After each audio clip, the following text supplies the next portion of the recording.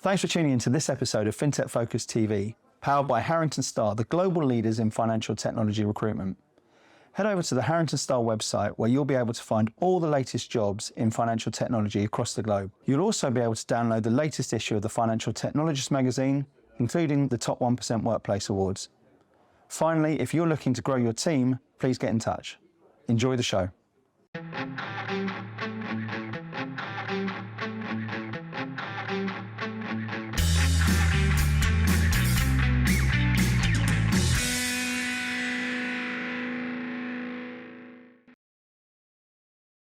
Hello and welcome to another episode of FinTech Focus TV with me, Toby Babb. We are here at day 2 of FinTech Connect at the EXL, and it is a great pleasure to have Ninika Nanda on the show. How are you? Thank you very much, Toby. Thank you for having me. I'm so pleased that, finally we're talking. Absolutely. Well, I know you've been on Nadia's podcast before, and it's wonderful to have you over on this one as well.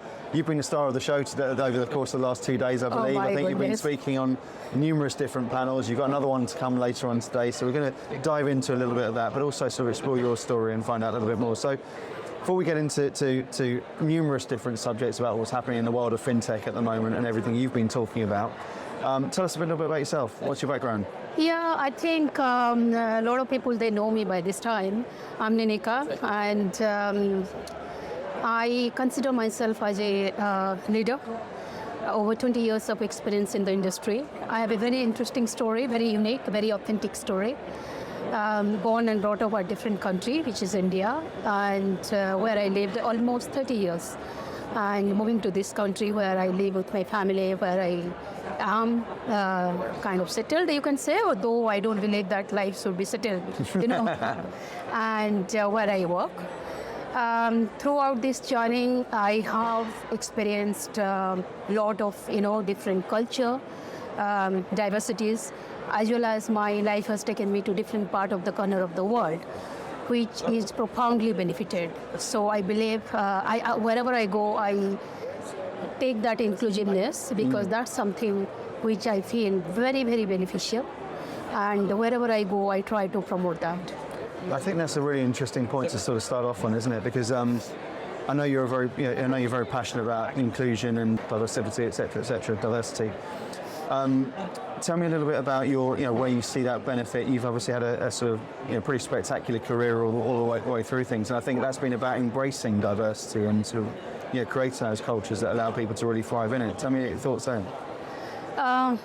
This is a very, very engraved, and I don't know where to start, but I know it's a big question. If I think, because the more and more I deep dive, I have been finding a lot of stories, and to be honest, before 8-10 years, we don't talk much about this, or maybe I was not too much being aware or not getting confidence or something, but over the time, as I said, though I have been in the industry kind of 20 years, been to different part of the country, but if I take back and think about my schooling life, so this is where in the school, being the topper, being one girl and all the other people being the male friends. So this is where actually probability has started. I moved on. And also being on the family, being a girl, we are 3 siblings and 1 brother. Okay. So when I look into all these things, I now reciprocate, and I can find that the diversity and the inclusiveness should be brought as a first front, and in the work.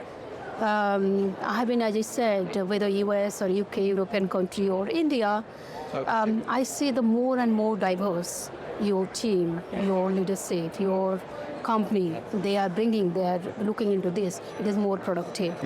And I'm very fortunate. I have been so much surrounded by a number of male colleagues, male leaders who have been deliberately bringing this in the, from last few years, making it as a first point in the company and trying to make that, gender bias, gender gap, or, you talk about anything. You talk about a salary, So yesterday we were talking to your colleague Nadia, who has passed me one, voucher about the gender pay gap. And there are so many fantastic points and all. So coming to your questions, this is something becoming very much vivid, and that's where I am very much passionate and being an ambassador of the women empowerment. We have community on the women in FinTech, women of FinTech. So a lot of communities where I do present, and I try my best to empower my female colleagues, female friends through the leadership, which is I'm passionate about.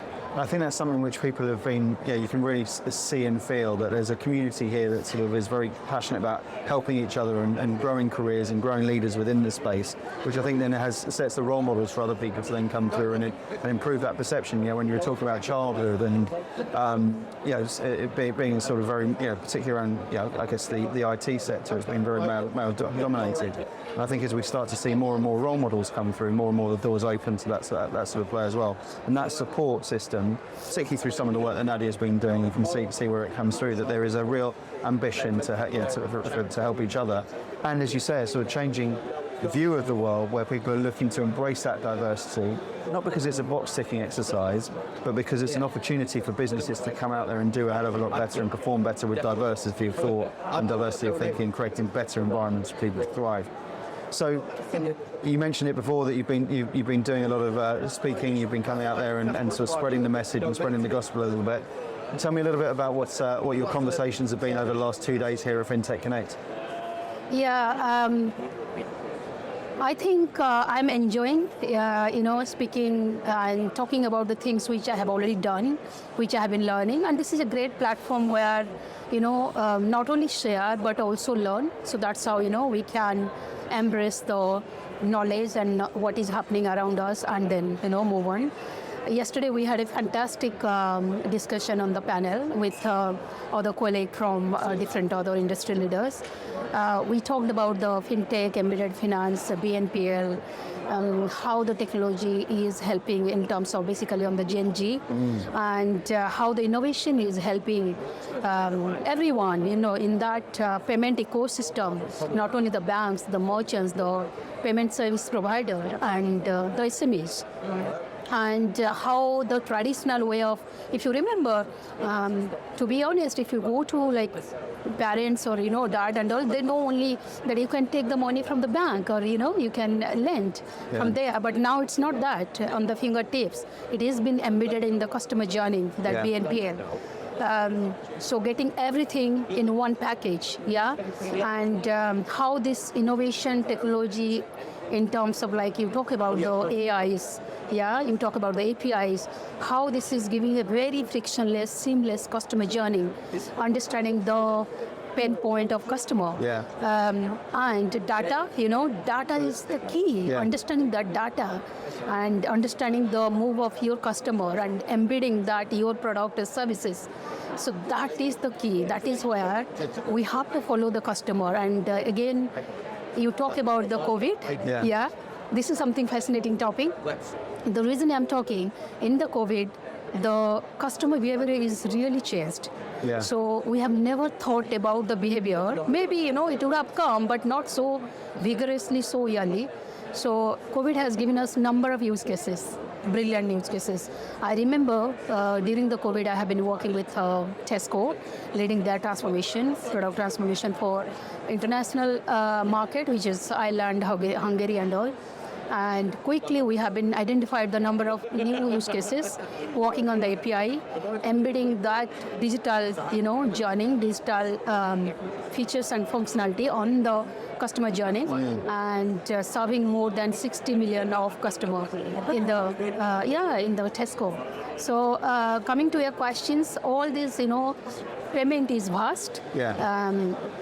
FinTech, and we're seeing such innovation in it as well. So much innovation.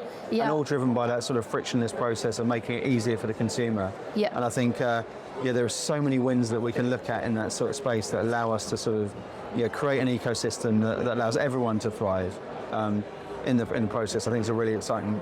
Exactly. We have been asked a question yesterday, very interesting. It is, who is the winner? Whether the bank or the SME or the merchants or the customer. It's a great question. It is a great question, and I saw my panel, co-panelists coming with different ideas. Obviously, it is all for the customer. But creating that ecosystem and seeing everybody as a winner. Obviously, it is a challenging time for bank, but bank has been coming up with a lot of new ideas, integrating with the, third parties and integrating with the different FinTechs and all, and making them more and more eligible to serve that customer or merchants and all. So it's like chicken and egg, So who comes first? So it is like creating that ecosystem and then following that customer path, understanding the data, and then creating a win-win situation.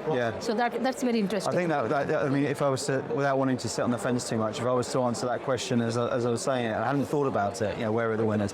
But I think if you get it right, everyone should win in the process, and it's just a variation and a change in thing. I think the original phase of FinTech was all very much sort of the incumbents were wanting to swallow the whole thing and crush FinTech, etc.